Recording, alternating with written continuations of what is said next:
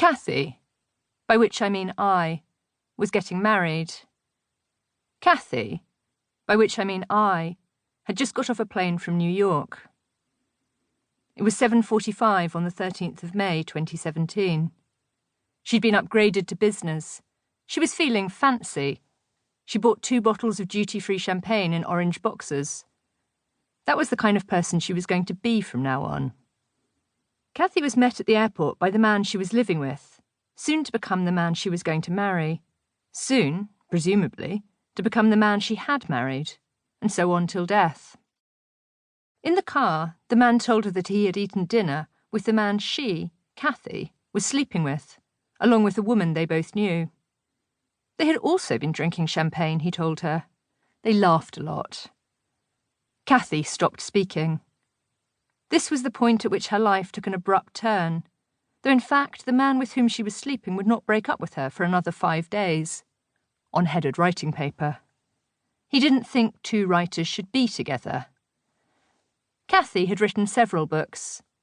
Great Expectations, Blood and Guts in High School. I expect you've heard of them. The man with whom she was sleeping had not written any books. Cathy was angry. I was angry. And then I got married. 2.5 months later, pre-wedding, post-decision to wed, Cathy found herself in Italy. She had been interviewed at the register office. She had not known her husband's date of birth, but nobody thought she or he were being trafficked. They were civil. They had chosen their songs. She'd insisted on Maria Callas because she didn't operate via understatement. Now, the 2nd of August 2017, she was sitting under a hornet's nest in the Val d'Orcia. She could have sat in several other places, but she'd become fond of the hornets. Yesterday, 2 of them had fallen on her leg, still fucking.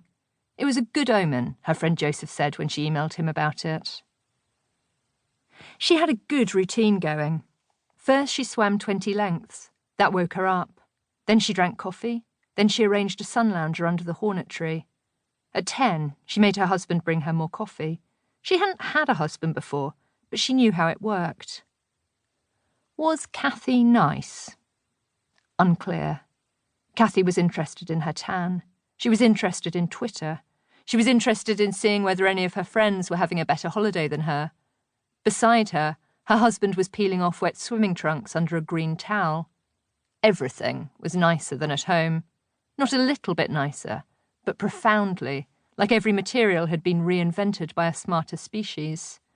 Cathy and her husband had accidentally gone on holiday with the super-rich. They didn't pass, obviously. They weren't even trying.